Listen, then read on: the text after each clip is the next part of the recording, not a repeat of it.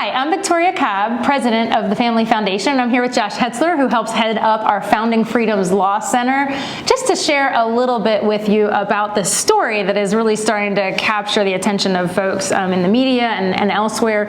I know when you told me about the call that came into our law center as a president of an organization, but also as a mom, I was pretty incredulous. Tell folks a little bit about this call you received from Sage's mom and what unfolded there.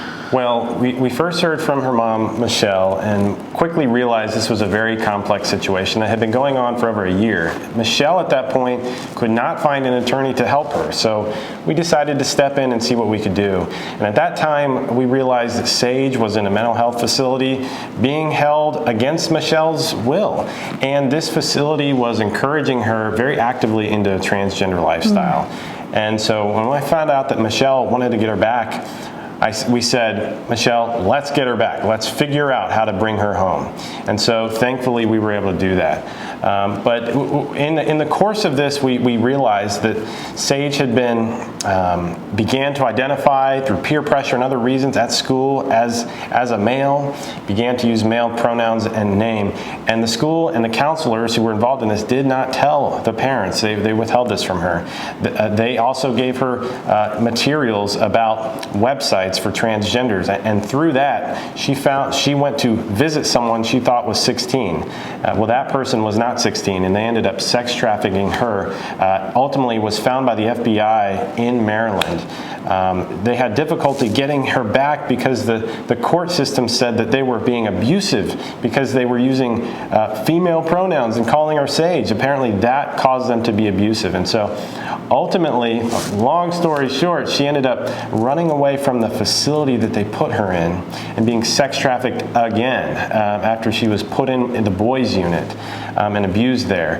Lots of crazy twists and turns to this story, but ultimately when she got back, they didn't want to give her back because they wanted to affirm her gender identity. So that's when we stepped in, were able to get her back.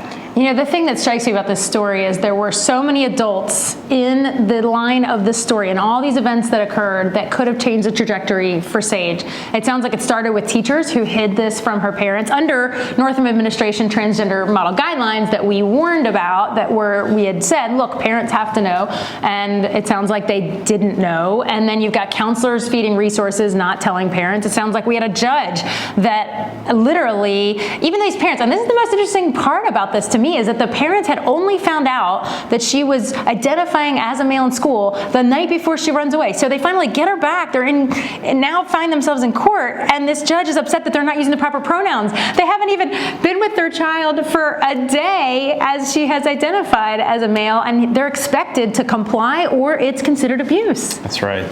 Yeah, so this is, all of those reasons are why we decided to draft and write Sage's Law, which is being carried by Delegate LaRocque, and it addresses those things: the parental notification in schools, the counseling portion, as well as the abuse and neglect, saying that you're not going to be considered abusive as a parent if you simply affirm your child's biological sex.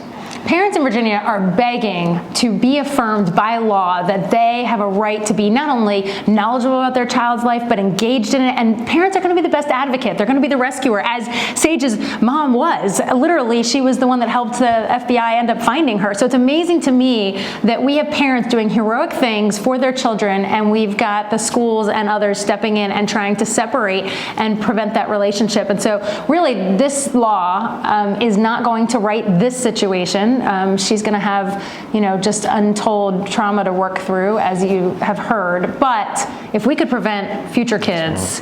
We just wanted to share this story. It hardly even covers the depth of how complicated this story is and how tragic it is. But we just want folks to understand this is the beauty of having the Family Foundation have both a policy side and a law center. Because when we hear about these things, we look at the legal aspects, and you stepped in with the law center and helped get this child back. But now we we can take it the next level over to the policy side and say, now we've got to fix the laws that allowed this to happen in the first place. So I just couldn't be more proud of the work that Josh and his team are doing over at the Founding Freedoms Law Center. And if you want to be a part of that, you want to be a part of this law moving forward, you can learn more about this on our website at familyfoundation.org or on our Founding Freedoms Law Center site as well that you can get to from our website. But you can advocate with your legislator, tell them you want this law passed, and you can support the work that we're doing. There's donate buttons on any of the websites. But we just want you to be a part of understanding really the impact that's being made by our team here at the Family Foundation, and it couldn't happen without your support, so we're grateful.